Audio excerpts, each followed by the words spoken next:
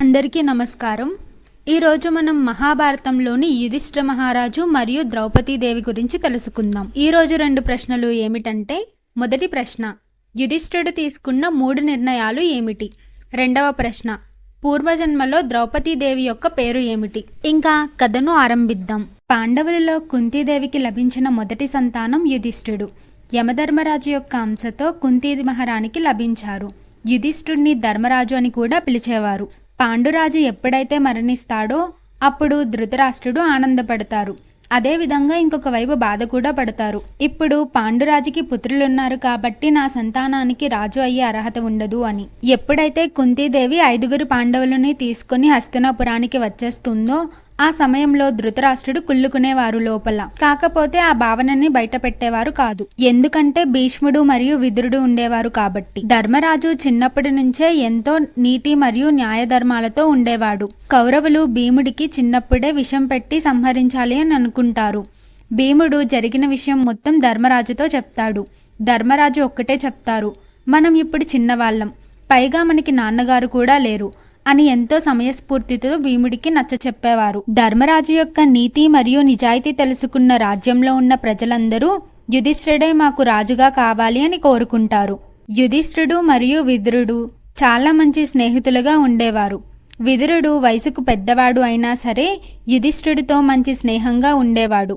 విదురుడు మరియు భీష్ముడు పాండవులకి అండగా నిలబడేవారు ఏ సమస్య వచ్చినా. కౌరవులు పాండవుల్ని లాక్షాగృహానికి పంపి సంహరించాలనుకున్నప్పుడు యుధిష్ఠిరుడు విదురుడి మాటల్ని దృష్టిలో పెట్టుకొని ఆ లాక్షాగృహం నుంచి భీముడి సహాయంతో తప్పించుకుంటారు. అలా లాక్షాగృహం నుంచి తప్పించుకొని వెళ్తుండగా దారిలో వ్యాసుల వారు కనిపిస్తారు. వ్యాసుల వారు ఒకటే చెప్తారు, మీరు ఎప్పుడు ఏం మాట్లాడకండి, ఎందుకంటే వాళ్ళు దుష్టులు, కొన్ని రోజులు ఓపిక పట్టండి అని చెప్తారు. పాండవులు అరణ్యంలో ఉండేటప్పుడు యుధిష్ఠిరుడు అరణ్యంలో ఉన్న సాధువుల దగ్గర నీతి బోధనలను నేర్చుకుంటూ ఉండేవారు. ఇంతలో ద్రౌపది స్వయంవరమని ప్రకటిస్తారు ద్రుపదుడి రాజ్యంలో. ద్రుపదుడు యజ్ఞం చేస్తాడు ఒక కుమారుడు మరియు కుమార్తె కోసమని. కుమారుడు ఏమో భీష్ముణ్ణి సంహరించడానికి, కుమార్తెని అర్జునుడికి ఇచ్చి వివాహం చెయ్యాలి అని. లాక్షగృహంలో పాండవులు మరణించారు అని తెలుసుకున్న ద్రుపదుడు ఒకవేళ అర్జునుడు బ్రతికి ఉంటే స్వయంవరానికి ఖచ్చితంగా వస్తాడు, ఒకవేళ అర్జునుడు వస్తే కేవలం అర్జునుడు మాత్రమే గెలిచేలా ఒక క్లిష్టమైన పరీక్ష పెడతాడు. ఆ పరీక్ష ఏమిటంటే ఒక చక్రం. అది తిరుగుతూ ఉన్నప్పుడు ఆ చక్రం లోపల ఒక చేప, ఆ చేప యొక్క కన్నుగుడ్డులో బాణాన్ని వెయ్యాలి అని పరీక్ష పెడతాడు. ద్రుపదుడికి తెలుసు ఈ పరీక్ష కేవలం అర్జునుడు మాత్రమే గెలవగలడు అని. ఆ స్వయంవరానికి ఎంతోమంది రాజులు వస్తారు వేరువేరు రాజ్యాల నుంచి, కానీ కేవలం అర్జునుడు మాత్రమే గెలుస్తాడు. అర్జునుడు ద్రౌపదీదేవిని తీసుకుని కుంతీ మహారాణి దగ్గరికి వెళ్తారు. కుంతీ మహారాణి చెప్తుంది, ఏం తీసుకొచ్చినా మీ 5 పంచుకోవాలి అని చెప్తుంది. ఎందుకు ఏమిటి అనేది మనం కుంతీదేవి యొక్క జీవిత చరిత్రలో తెలుసుకున్నాం కదా. అసలు ద్రౌపదికి ఎందుకు 5 వివాహం జరిగింది అంటే, ద్రౌపది పూర్వజన్మలో నళిని అనే ఒక మహిళ, నలమహారాజు యొక్క కుమార్తె నళిని. ఒకరోజు శివుడికి ఘోర తపస్సు చేస్తుంది మంచి భర్త కోసమని. శివుడు ప్రత్యక్షం అవ్వగానే నాకు 14 వీర లక్షణాలు ఉన్న ఒక మంచి భర్త కావాలి అని 5 సార్లు నాకు భర్త కావాలి, భర్త కావాలి, భర్త కావాలి అని కోరుకుంటుంది. శివుడు కూడా తదాస్తు తదాస్తు అని 5 సార్లు అంటారు. శివుడు చెప్తారు, నువ్వు కోరుకున్న 14 లక్షణాలు ఒకే వ్యక్తిలో లభించడం చాలా కష్టం, నీ తరువాత జన్మలో ఆ 14 లక్షణాలు కలిగినటువంటి 5 వ్యక్తులతో నీకు వివాహం జరుగుతుంది అని వరం ఇస్తాడు శివుడు నళినికి. అలా తరువాత జన్మలో ద్రుపద మహారాజు యజ్ఞం చేస్తే ద్రౌపది లభించింది. ద్రౌపది పుట్టుకతోనే పెద్దగా ఉండేది, సాధారణ మానవులలా జన్మించలేదు. పూర్వజన్మలో శివుడు ఇచ్చిన వరం కారణంగా ద్రౌపదికి పంచపాండవులతో వివాహం జరుగుతుంది. పంచపాండవులు ద్రౌపది మరియు కుంతీదేవి హస్తినాపురానికి వచ్చేస్తారు. ధృతరాష్ట్రుడు కాండవ ప్రస్థాన్ని పాండవులకి ఇస్తాడు. పాండవులు దానిని ఇంద్రప్రస్థంగా మార్చుకుంటారు. యుధిష్ఠిరుడికి రాజసూయజ్ఞం చెయ్యాలి అని అనుకుంటారు.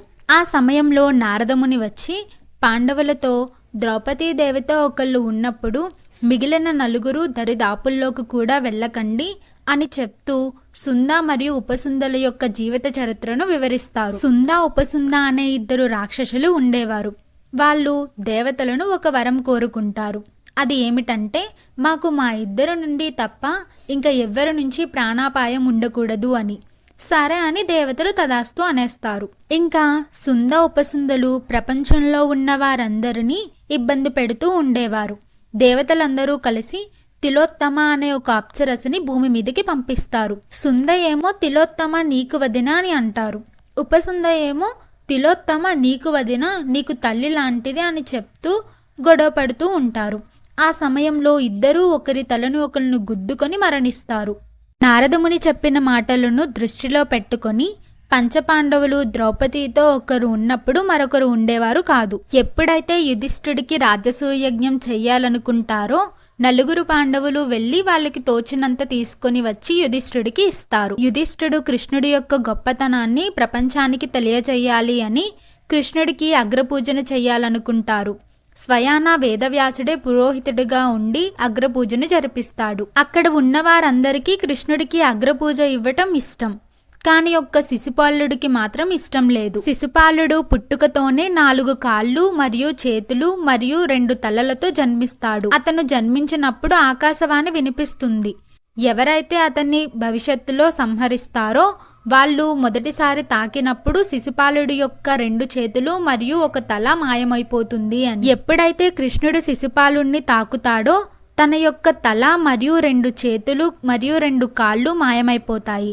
శిశుపాలుడి యొక్క తల్లి వెళ్లి కృష్ణుణ్ణి ప్రాధేయపడుతుంది, కృష్ణ నా కుమారుణ్ణి సంహరించకు అని. కృష్ణుడు సరే నేను సంహరించను, 100 తప్పుల వరకు నేను నీ కుమారుణ్ణి ఏం చెయ్యను, ఎప్పుడైతే 101వ తప్పు చేస్తారో ఆ మరుక్షణం నీ కుమారుణ్ణి సంహరిస్తాను అని శిశుపాలుడి యొక్క తల్లికి కృష్ణుడు మాట ఇస్తారు. ఎప్పుడైతే అగ్రపూజని కృష్ణుడికి ఇస్తారో ఆ సమయంలో శిశుపాలుడు వచ్చి అడ్డుకుంటాడు. శిశుపాలుడి యొక్క మాటలతో కృష్ణుని అవమానిస్తూ ఉండేవాడు. వాడెవడు, వాడికి అగ్రపూజని ఇవ్వటం ఏంటి అని ఇలా దూషిస్తూ ఉండేవాడు. ఇది వింటున్న భీష్ముడు తప్పు శిశుపాల, ఇలా అనకూడదు అని చెప్పినా వినకుండా ఇప్పుడు భీష్ముడిని కూడా అవమానిస్తాడు. కృష్ణుడు ఓపిక పట్టి ఎప్పుడైతే 101వ తప్పు జరుగుతుందో ఆ మరుక్షణం తన యొక్క సుదర్శన చక్రాన్ని శిశుపాలుడి మీదకి వదులుతాడు. రాజసూయ యజ్ఞం జరిగే ప్రదేశంలో రక్తం నేలకంటకూడదు. అలా అంటితే ఆ యజ్ఞం యొక్క ఫలితం వృధా అయిపోయినట్టే. ఆ సుదర్శన చక్రం శిశుపాలుడి యొక్క కంఠాన్ని కోసేస్తుంది. కానీ ఒక్క రక్తం చుక్క కూడా నేల అంటదు. అలా రాజసూయ యజ్ఞం విజయంగా పూర్తవుతుంది. వ్యాసుల వారు వెళ్ళేటప్పుడు యుధిష్ఠుడితో చెప్తారు, నువ్వు ఇప్పుడు నిజమైన రాజువి పూర్తిగా కాలేదు, 13 సంవత్సరాల తరువాత అసలైన రాజువి అవుతావు, అప్పుడు ఒక మహాయుద్ధం జరుగుతుంది అని. యుధిష్ఠుడు క్షత్రియపుత్రుడు అయినా సరే అతనికి యుద్ధాలు మరియు గొడవలు అంటే ఇష్టం ఉండదు. అప్పుడే యుధిష్ఠుడు ఒక నిర్ణయం తీసుకుంటాడు.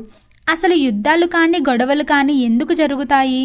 పెద్దల మాటకి ఎదురు చెప్పినా, లేదా ఒకరితో కఠినంగా మాట్లాడినా, లేదా ఒకరిని తక్కువగా ఇంకొకరిని ఎక్కువగా చూసినా యుద్ధాలు జరుగుతాయి అని ఆలోచించి నేను ఎవ్వరితోనూ అలా ప్రవర్తించకూడదు అని యుధిష్ఠుడు తనకు తాను ఒక ప్రతిజ్ఞ చేసుకుంటాడు. ఇంద్రప్రస్థాన్ని చూడటానికి దుర్యోధనుడు మరియు కర్ణుడు వెళ్తారు. ఇంద్రప్రస్థలో అడుగు పెట్టగానే నీళ్ళల్లా కనబడే నేల కనిపిస్తుంది. అక్కడ ఉన్న వాళ్ళందరూ ఆ నేల మీద నడిచేస్తారు. ఏంటబ్బా ఈ చిత్రం అని చూస్తూ దుర్యోధనుడు ఆ నీళ్ళల్లా కనబడే నేల మీద నడుస్తారు. ఇంకొంచెం ముందుకు వెళ్ళాక నీళ్లు కనిపిస్తాయి. ఇది కూడా అలాంటి నేలే అనుకొని ఆ నీళ్ల మీద కూడా నడిచేస్తాడు. అలా ఆ నీళ్ల మీద కాలు వెయ్యగానే జారి కింద పడతారు. అక్కడ ఉన్న ద్రౌపది మరియు కృష్ణుడి యొక్క భార్యలు చూసి నవ్వుతారు. ఇది అంతా చూసిన దుర్యోధనుడు కోపంతో రగిలిపోతాడు. ఇంకొంచెం ముందుకు వెళ్ళాక ఒక పెద్ద ద్వారం కనిపిస్తుంది. ఆ ద్వారం తీసి ఉన్నట్టు కనిపిస్తుంది. ఎలానో తీసి ఉంది కదా అని వెళ్ళిపోతాడు. నేరుగా వెళ్ళి గోడకు తలగుద్దుకుంటాడు. చూడటానికి మాత్రమే తీసినట్టు ఉంటుంది, కానీ అక్కడ కనిపించినటువంటి గోడ ఉంది. ఇది అంతా చూస్తూ ఏంటి ఈ మాయ, ఏంటి ఇంద్రప్రస్థ యొక్క వైభోగం అనుకొని వెళ్ళి ధృతరాష్ట్రుని అడుగుతాడు శకుని యొక్క ప్రేరేపణతో, నాన్న పాండవుల్ని జూదానికి పిలవండి అని. ధృతరాష్ట్రుడు యుధిష్ఠుడిని జూదానికి రమ్మని పిలుస్తాడు. యుధిష్ఠుడు ప్రతిజ్ఞ చేసుకుంటాడు కదా, పెద్దల మాటకి ఎప్పుడు ఎదురు చెప్పకూడదు అని. ఆ ప్రతిజ్ఞ ప్రకారం వెళ్తాడు. ఇంతకు చూస్తే అక్కడ శకుని కూర్చుంటాడు.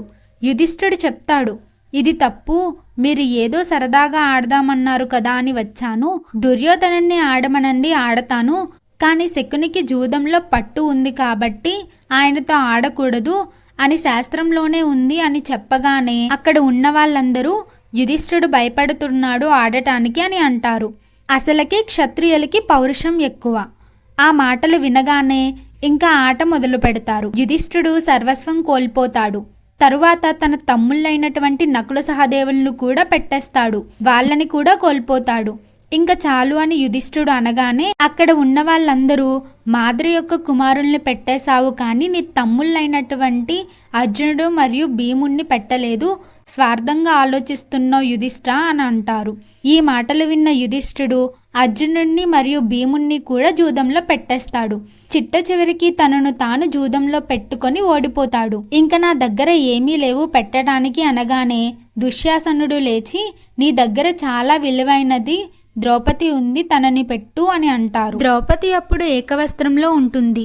భటులు ద్రౌపదిని తీసుకురావడానికి వెళ్తే నేను ఇప్పుడు సభలోకి రాకూడదు అని చెప్తుంది. భటులు అంటారు, మిమ్మల్ని యుధిష్ఠ మహారాజు జూదంలో పెట్టారు అని. అప్పుడు ద్రౌపది అడుగుతుంది, మొదట యుధిష్ఠిరుడు నన్ను పెట్టారా లేదా తనను తాను పెట్టుకున్నారా జూదంలో అని. భటులు వచ్చి దుర్యోధనుడికి చెప్తారు, ఇలా అంటుంది ద్రౌపది అని. అప్పుడు దుర్యోధనుడు అంటాడు, ఒక దాసి మాటలు తీసుకువచ్చి సభలో అడుగుతున్నారు ఏంటి, అంతగా తెలుసుకోవాలి అని ఉంటే ఆ దాసినే ఇక్కడికి వచ్చి అడగమనండి అని. ఇప్పుడు దుశ్శాసనుడు వెళ్లి ద్రౌపది జుట్టు పట్టుకొని ఇచ్చుకొని వస్తాడు. అప్పటికే ద్రౌపది చెప్తూ ఉంటుంది, అయ్యా నేను ఏకవస్త్రం ధరించాను, నేను వస్తే ఆ సభ అపవిత్రం అయిపోతుంది అని. అయినా వినకుండా లాక్కుంటూ వచ్చి సభలో పడేస్తాడు. ద్రౌపది చెప్తుంది, యుధిష్ఠిరుడు మొదట తనను తాను జూదంలో పెట్టేస్తే ఇంక తన దాసుడితో సమానం, ఇంక నన్ను జూదంలో పెట్టే అర్హత తనకు లేదు అని. భీష్ముడు అంటాడు, ఎంత దాసుడు అయినా నువ్వు అతని యొక్క భార్యవే కదా,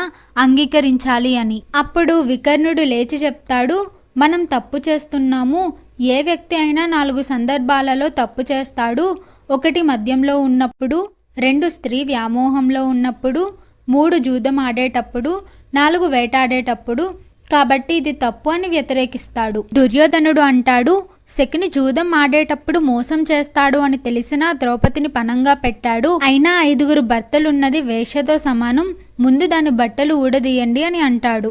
దుర్యోధనుడు తన యొక్క తొడ చూపించి, హే ద్రౌపది వచ్చి నా తొడ మీద కూర్చో అని అనగానే ఇది అంతా చూస్తున్న భీముడికి కోపం పెరిగిపోయి, అసలు నా భార్యని పనంగా ఎందుకు పెట్టావు, నీ చేతులు నరికేయాలి అని అనగానే అర్జునుడు అంటాడు, నువ్వు కోప్పడుకు భీమా, అన్నయ్య పెద్దల మాట తప్పకూడదు అని ఇలా చేశాడు అని చెప్తాడు. ఎప్పుడైతే దుశ్శాసనుడు ద్రౌపది చీర కొంగు లాగుతూ ఉంటాడో ద్రౌపది కృష్ణుడికి ప్రార్థన చేస్తుంది.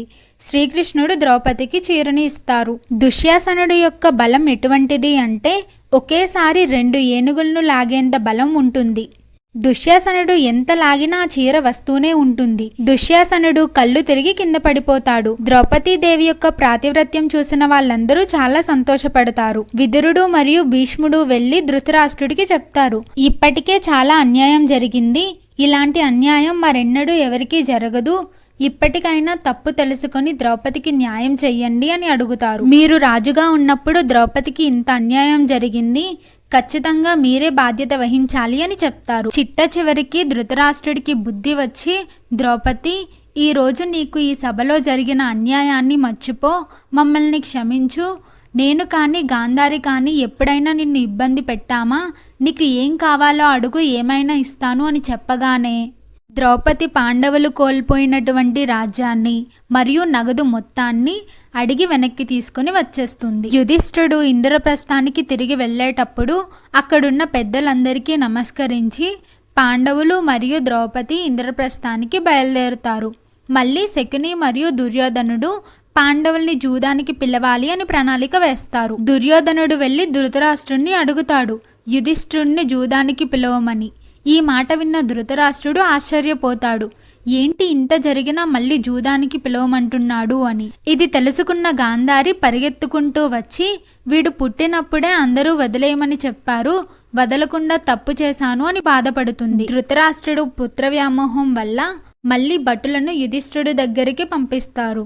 ఇంకా వాళ్ళు ఇంద్రప్రస్థానికి చేరుకోకముందే భటులు వచ్చి చెప్తారు, ఇలా ధృతరాష్ట్ర మహారాజు జూదానికి పిలుస్తున్నారు మళ్ళీ అని. అప్పుడు అర్జునుడు చెప్తాడు, ఇది సరైనది కాదు అన్నయ్య, మనం మళ్ళీ వెళ్ళకూడదు అని.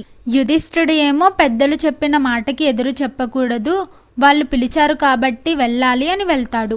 ఈసారి దుర్యోధనుడు శకుని అనుకుంటారు, మళ్ళీ మనం రాజ్యం తీసుకుంటే వాళ్ళకి అన్యాయం చేశామనుకుంటారు, కాబట్టి 12 సంవత్సరాలు అరణ్యవాసం, 1 సంవత్సరం అజ్ఞాతవాసం అని జూదం ఆడమని చెప్పి మళ్ళీ శకునే జూదం ఆడతాడు యుధిష్ఠిర మహారాజుతో. జూదంలో ఓడిపోవటం వల్ల పాండవులు అరణ్యవాసానికి వెళ్తారు. వెళ్లే ముందు విదురుడు పాండవుల్ని కలుస్తాడు. అరణ్యంలో ఋషులకి మునులకి సేవ చేస్తూ ఉండండి, ద్రౌపదీదేవిని జాగ్రత్తగా చూసుకోండి అని ఎన్నో మంచి మాటలు చెప్పి పంపిస్తారు. పాండవులు వెళ్లేటప్పుడు దుశ్శాసనుడు అంటాడు, హే భీమా, వెళ్ళిపోతున్నావా పిరికివాడా అని హేళన చేస్తాడు. అప్పుడు భీముడు చెప్తాడు, ఇప్పుడు వెళ్ళిపోతున్నాను, 13 సంవత్సరాల తర్వాత మళ్ళీ వస్తాను, మీ అంతు చూస్తాను అని. అరణ్యానికి వెళ్లే ముందు ద్రౌపదీదేవి కుంతీదేవి దగ్గర ఆశీర్వాదం తీసుకుని వెళ్తుంది. కుంతీదేవి చాలా బాధపడుతుంది, ఏంటి నా కోడలికి ఇంత కష్టం వచ్చింది అని. కుంతీదేవి కూడా అరణ్యానికి వెళ్తాను అని చెప్తుంది. కాని విదురుడు చెప్తాడు, వద్దమ్మా, మీరు ఇప్పటికే వృద్ధురాలు అయిపోయారు, మీరు నా దగ్గర ఉండండి అని చెప్తాడు. అక్కడ నుంచి వాళ్ళు కామ్యవనం అనే ప్రదేశానికి వెళ్తారు. అక్కడ కృష్ణ బలరాముల్ని కలుస్తారు. దౌమ్య మహర్షి ఆదిత్యుడు సూర్యుడి యొక్క ఉపదేశం చేత అక్షయ పాత్రను పాండవులకి లభించే విధంగా ఏర్పాటు చేస్తారు. ఆ అక్షయ పాత్ర యొక్క విశిష్టత ఏమిటంటే, ద్రౌపదీదేవి తిననంత వరకు ఎన్ని వేల లక్షల మంది వచ్చినా సరే ఆ అక్షయ పాత్ర నుంచి అన్నం వస్తూనే ఉంటుంది. ఆ అక్షయ పాత్ర నుంచి వచ్చిన ఆహారాన్ని అక్కడ ఉన్న మునులు మరియు ఋషులకి ఇస్తూ సేవ చేస్తూ ఉండేవారు పాండవులు. ఒకరోజు మార్కండేయ మహర్షి పాండవులందరినీ చూసి నవ్వుతూ ఉంటారు. ఎందుకు అలా నవ్వుతున్నారు అనగానే మార్కండేయ మహర్షి అంటారు, మిమ్మల్ని చూస్తుంటే నాకు రాముడు గుర్తొస్తున్నాడు అని పాండవుల్ని రాముడితో పోలుస్తారు. వ్యాసుల వారు పాండవుల దగ్గరికి వచ్చి వాళ్ళు ఎక్కడికి కావాలంటే అక్కడికి వెళ్ళేటువంటి తపశక్తిని పాండవులకి ఇస్తారు. జయత్రథుడు అనే ఒక రాజు ఉంటాడు. ఆ రాజు ద్రౌపదీదేవి యొక్క అందాన్ని చూసి మోహించి ద్రౌపదీదేవిని గట్టిగా పట్టుకుని ఎత్తుకు వెళ్లే ప్రయత్నం చేస్తారు. ఈ లోపల పాండవులు వచ్చి అడ్డుకుంటారు. భీముడు జయత్రథుణ్ణి సంహరించాలి అని అనుకుంటారు. యుధిష్ఠిరుడు చెప్తాడు, వదిలేయండి జయత్రథుణ్ణి, దుశ్శల యొక్క భర్త అని. దుశ్శల పాండవులకి చెల్లెలు అవుతుంది. చిట్ట చివరికి జయత్రథుణ్ణి వదిలేస్తారు. అర్జునుడు గంధమాదన పర్వతం నుంచి స్వర్గానికి వెళ్తారు. ఇంకా అక్కడ వీళ్ళ నలుగురు మరియు ద్రౌపది ఉంటారు. భీముడు ఒక ప్రదేశానికి వెళ్ళినప్పుడు అక్కడ పూర్వజన్మలో నహుష అనే రాజు ఈ జన్మలో సర్పంలా పుడతారు. ఆ సర్పం భీముణ్ణి చుట్టుముట్టేస్తుంది. ఆ సమయంలో యుధిష్ఠిరుడు వెళ్ళి ఆ సర్పంతో ధర్మ సంభాషణ చేసి భీముణ్ణి విడిపిస్తారు. ఇది అంతా అయిపోయాక, అంటే 12 సంవత్సరాలు పూర్తి అయ్యాక ఆ గంధమాదన పర్వతం నుంచి తిరిగి వస్తుండగా పంచపాండవులకి ఒక బ్రాహ్మణుడు కనిపిస్తారు. ఆ బ్రాహ్మణుడు చెప్తారు, అయ్యా, ఒక విచిత్రమైన జింకలా ఉండే ఒక జంతువు వచ్చి నేను అగ్నిహోత్రంలో వేసుకునేటువంటి దర్భలను తీసుకుని వెళ్ళిపోయింది, అవి కొంచెం తీసుకొచ్చి పెట్టరా అని అడుగుతారు. పంచపాండవులు ఆ విచిత్రమైన జంతువు వెనకాల పరిగెడుతూ ఉంటారు. చిట్ట చివరికి ఆ జంతువు ఒకనొక సమయంలో మాయమైపోతుంది. పాండవులు బాధపడతారు, అయ్యో, బ్రాహ్మణుడి యొక్క కోరిక కూడా తీర్చలేకపోయామే అని. అప్పటికే చాలా పరుగు పెడతారు కదా. పంచపాండవులకి చాలా దాహం వేస్తూ ఉంటుంది. యుధిష్ఠిరుడు అక్కడ దగ్గరలో ఉన్న కొలను దగ్గరికి వాళ్ళ తమ్ముళ్ళని పంపిస్తారు. మొదట ఒకరిని, ఎంతసేపు చూసినా వాళ్ళు రాకపోయేసరికి తరువాత ఇంకొకరిని, అలా నలుగురిని పంపిస్తారు. చిట్ట చివరికి నలుగురు రాకపోయేసరికి యుధిష్ఠిరుడే వెళ్తాడు. అక్కడ పాండవులు నలుగురు కింద పడిపోయి ఉంటారు. ఆ సమయంలో ఒక కొంగ చెప్తుంది, నేను ఈ కొలనుకు అతిదేవతని, నా ప్రశ్నలకు సమాధానం చెప్తేనే నీకు నీళ్లు ఇస్తాను అని. ఆ కొంగ యక్షుడి యొక్క రూపం దాల్చి ప్రశ్నలు అడగటం మొదలు పెడుతుంది. యుధిష్ఠిరుడు యక్షుడు అడిగిన ప్రతి ప్రశ్నకు చాలా చక్కగా సమాధానం చెప్తారు. యక్షుడు మరెవరో కాదు, స్వయాన యమధర్మరాజే, అంటే యుధిష్ఠిరుడు యొక్క తండ్రి. యుధిష్ఠిరుడు చెప్పిన సమాధానాలు విని చాలా మెచ్చుకొని ఒక వరం కోరుకో అని అడుగుతాడు. యుధిష్ఠిరుడు వెంటనే నా తమ్ముళ్లను బ్రతికించండి అని అడుగుతారు. అప్పుడు యక్షుడు అంటాడు, నేను కేవలం ఒకరిని మాత్రమే కాపాడగలుగుతాను, ఎవరిని కాపాడాలో చెప్పు అనగానే నకులుణ్ణి కాపాడండి అని అంటాడు. ఎందుకు అలా అంటాడు అంటే, కుంతీదేవి కుమారుడిగా నేను ఉన్నాను, మాద్రి కుమారుడిగా నకులుణ్ణి రక్షించండి అని చెప్తాడు. యుధిష్ఠుడి యొక్క ధర్మాన్ని చూసిన యక్షుడు ఇంకొక వరం కోరుకో అని అడుగుతారు. ఒక బ్రాహ్మణుడు అగ్నిహోత్రానికి సంబంధించినటువంటి దర్భలు పోగొట్టుకున్నాడు, ఆ బ్రాహ్మణుడికి ఆ దర్భలు తీసుకొచ్చి ఇవ్వండి అని అడుగుతాడు.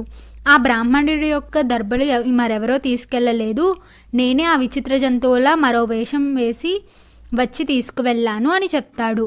ఆ బ్రాహ్మణుడి యొక్క దర్భలు నేను ఇచ్చేస్తాను, ఇది కాకుండా ఇంకొక వరం కోరుకో అని అడుగుతారు. మేము ఇప్పుడే అరణ్యవాసం పూర్తి చేశాము, అజ్ఞాతవాసంలో మమ్మల్ని ఎవరూ కనిపెట్టకుండా ఉండేలాగా ఒక వరాన్ని ఇవ్వండి అని అడుగుతారు. యక్షుడు అంటే స్వయాన యమధర్మరాజే ఆ వరాన్ని ఇస్తారు.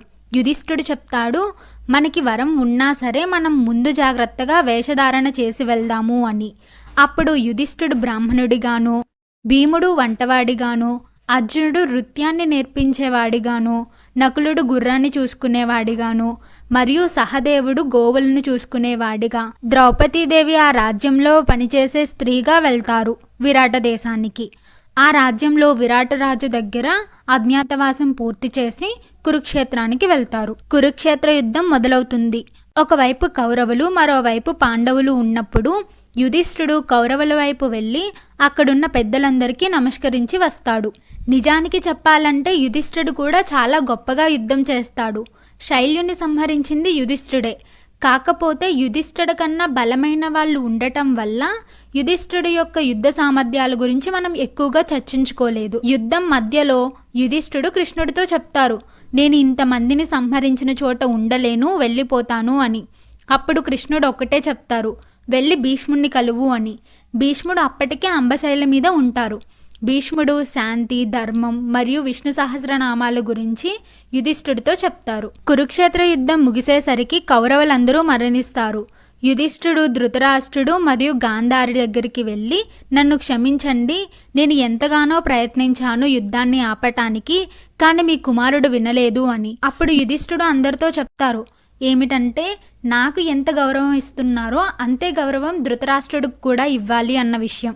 యుధిష్ఠుడి యొక్క పరిపాలనలో ధృతరాష్ట్రుడిని మరియు గాంధారిని చాలా చక్కగా చూసుకుంటారు. ఎప్పుడైతే శ్రీకృష్ణుడు తన శరీరాన్ని విడిచిపెట్టి ఆధ్యాత్మిక జగత్తుకు చేరుకుంటారో అప్పుడు యుధిష్ఠుడు రాజ్యాన్ని పరీక్షిత్ మహారాజుకు అప్పగించి వానప్రస్థ ఆశ్రమాన్ని స్వీకరించి బయలుదేరటం మొదలు పెడతారు. పాండవులు మరియు ద్రౌపది వెళ్లే దారిలో ఒక్కొక్కరిగా దారిలో మృతి చెంది స్వర్గానికి చేరుకుంటారు. కేవలం యుధిష్ఠుడు మాత్రమే తన యొక్క శరీరంతో పాటు స్వర్గానికి చేరుకుంటారు. మనం యుధిష్ఠుడి యొక్క జీవితం నుంచి ఏం నేర్చుకోవచ్చు అంటే, ఎవరు ఎలా ఉన్నా, ఎన్ని అధర్మమైన పనులు చేసినా మనం మాత్రం ధర్మం మరియు నీతి వైపు నిలబడితే మనకి అపజయం అనేది ఉండదు అనేది మనం యుధిష్ఠుడి యొక్క జీవిత చరిత్ర నుంచి తెలుసుకోవచ్చు. ధన్యవాదాలు.